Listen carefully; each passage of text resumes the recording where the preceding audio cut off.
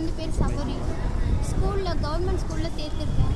சொக்கும்பாளையம் பிரிவில் கவர்மெண்ட் ஸ்கூலில் தான் சேர்த்துருக்கேன். அவன் ஹாஸ்டலுக்கு அங்கேருந்து காலையில் ஒரு 9 மணிக்கு வந்து லிஃப்ட் கேட்டு ஏறி இருக்கான். 2 பசங்க, 2 பேர் 2 பைக்கில், இன்னொரு பேர் 2 பேர் ஒரு பைக்கில், மொத்தம் 2 பைக்கில் வந்திருக்கானுங்க. கூட்டிகிட்டு வந்து சோமனூர் வரைக்கும் வந்துட்டு சோமனூரில் ஒயின் ஷாப்பில் போய் பாட்டில் வாங்கியிருக்கானுங்க. பாட்டில் வாங்கிட்டு என் பிள்ளையை வந்து குடிக்க சொல்லி அடிச்சிருக்கானுங்க. ஆனால் அவன் குடிக்க மாட்டேன்னு சொல்லியிருக்கான். அதுக்கு ஏதோ கர்ச்சிப்பில் ஒரு மருந்து வச்சு அவனுக்கு மயக்க மருந்து மாதிரி கொடுத்து அமுத்திருக்காங்க. அப்படியே அரை மயக்கத்துலேயே புளியை தூக்கிட்டு போய் அங்கே ஒரு காரணம்பேட்டைன்னு ஒரு காட்டுக்குள்ளே கூட்டிகிட்டு போயிட்டு அவனை குடிக்க சொல்லி அடிச்சிருக்காங்க. மறுபடியும் அரை மயக்கத்தில் இருக்கிற குழந்தை அப்படியே அமைதியாக இருந்திருக்கான்.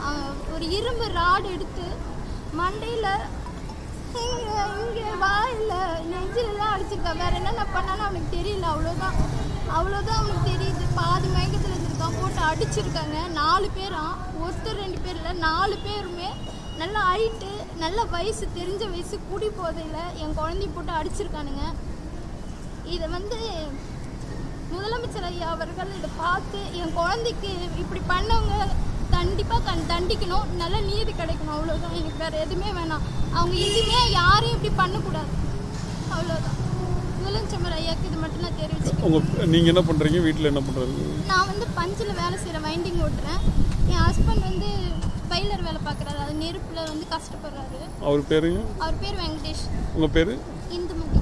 அந்த பையன் வந்து முன்னாடி யாராவது அவங்கள பார்த்துருக்காங்களா? இல்லை, பார்த்தது இல்லைங்க. அப்போ தான் லிஃப்ட்டை இப்படி கேட்டு ஏறி இருக்கான். அண்ணா என்னை சாமலாபுரத்தில் விட்டுருங்கன்னு சொன்ன ஒரு பாவத்துக்காக போட்டு போய் குழந்தை குடிக்க சொல்லி குடிக்க மாட்டேன்னு சொன்ன பிள்ளையை போட்டு அடித்து அதை துன்புறுத்தி முதுகெல்லாம் நடக்கவே முடியல. அவனால் மண்டையெல்லாம் ஸ்கேன் எடுத்திருக்கேன். என்ன ரிப்போர்ட்னே தெரியல. அவன் குழைப்பானே பயமாக இருக்கு எனக்கு. இதை வந்து முதலமைச்சர் ஐயா பார்த்து இதை கவனிக்கணும். அவ்வளோதான். என்ன சொல்கிறாங்க இங்கே ஹாஸ்பிட்டலில்? இன்னும் எதுவுமே சொல்ல. ஸ்கேன் மட்டும் எடுத்திருக்காங்க. செக்அப் பண்ணிட்டு இருக்காங்க.